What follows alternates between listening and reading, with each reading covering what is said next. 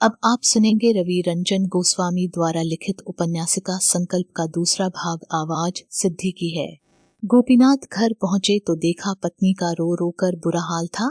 पता लगा कि उनके बड़े सुपुत्र बालकिशन ने बाजार में किसी अंग्रेज को थप्पड़ मार दिया था।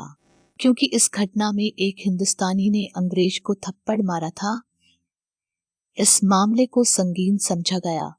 पुलिस बालकिशन को पकड़कर थाने ले गई। गोपीनाथ को समझ में नहीं आया क्या करें, किंतु उनकी पत्नी ने उन्हें ज्यादा सोचने का अवसर नहीं दिया। रोचिल्ला कर उन्हें तुरंत थाने जाने को मजबूर कर दिया। थाना उनके घर से उत्तर दिशा में आधा मील दूर हाट बाजार के तांगा स्टैंड के पास था। उन्होंने पत्नी से पीने का पानी मांगा। वह पीतल के गिलास में पानी ले आई। गोपीनाथ ने एक सांस में गिलास भर पानी पिया और थाने जाने के लिए घर से बाहर आए। बाहर बालकिशन का तांगे वाला दोस्त रफीक तांगा लिए खड़ा था। उसने कहा, चाचा जी आइए। बालकिशन के झगड़े की खबर सुनकर उसे समझ नहीं आया कि वे क्या करे, अतः वह सीधा स्कूल पहुंचा। वहां ज्ञात हुआ गोपीनाथ जी घर गए हैं, तो वे घर चला आया था। वह समझ गया था मां साहब थाने तो अवश्य जाएंगे। रास्ते में रफीक ने अपनी जानकारी के अनुसार घटना के बारे में बता दिया। मामला इतना सा था, बाजार में बालकिशन ने देखा एक अंग्रेज नवयुवक एक साइकिल रिक्शे वाले को बुरी तरह पीट रहा था। बालकिशन को कारण तो पता नहीं था, न उसने जानने की जरूरत समझी, क्योंकि रिक्शे वाला चुपचाप मार खा रहा था और वह युवक उसे मारता ही जा रहा था। बालकिशन ने जाकर रिक्शे वाले को उससे अलग किया और उस अंग्रेज युवक का गिरेबान पकड़कर दोनों गालों पर 8-10 थप्पड़ सीध कर दिए। वह युवक अंग्रेजी में कुछ चिल्लाता हुआ भाग गया। बालकिशन अपने घर आ गया। बालकिशन को इस घटना की गंभीरता का अंदाज था, अतः उसने मां को उस घटना के बारे में बता दिया था। साथ ही ये भी बता दिया था कि हो सकता है उसे थाने जाना पड़े। वही हुआ। थोड़ी देर बाद इंस्पेक्टर वीरेंद्र 2 सिपाहियों के साथ आकर उसे थाने ले गए। रास्ते भर गोपीनाथ चिंतातुर रहे कि पुलिस ने बालकिशन के साथ सख्ती न की हो।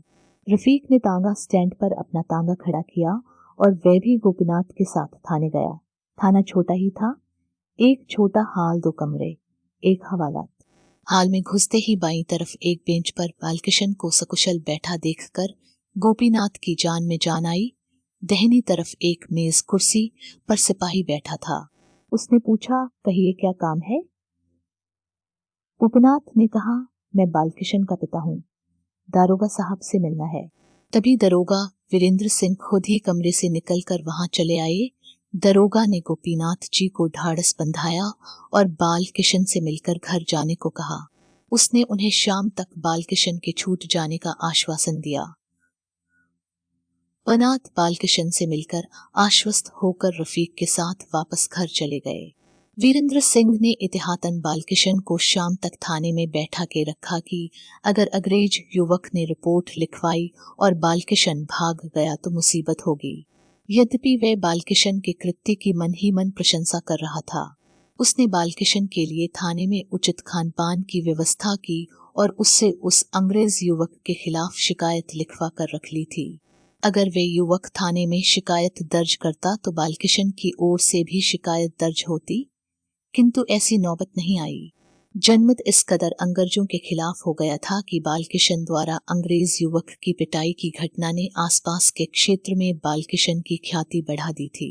अनेक ग्रामवासियों ने तो गोपीनाथ को बालकिशन की बहादुरी के लिए बधाई दे डाली थी। गोपीनाथ के 2 बेटे थे, बड़ा बालकिशन और छोटा श्याम।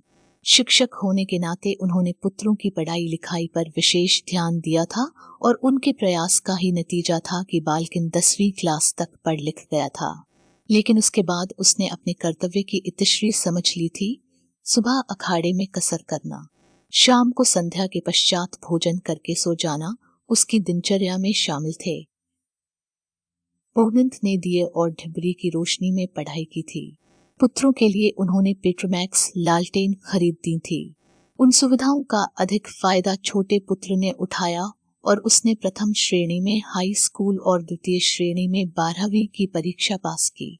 उसकी पढ़ने लिखने में रुचि थी। दोनों ही पुत्रों के विवाह के लिए प्रस्ताव आने शुरू हो गए थे, किंतु गोपीनाथ ने उनके आत्मनिर्भर होने पर ही विवाह करने का निश्चय किया था। इस घटना के उपरांत उनकी बालकिशन के भविष्य को लेकर चिंता बढ़ गई थी।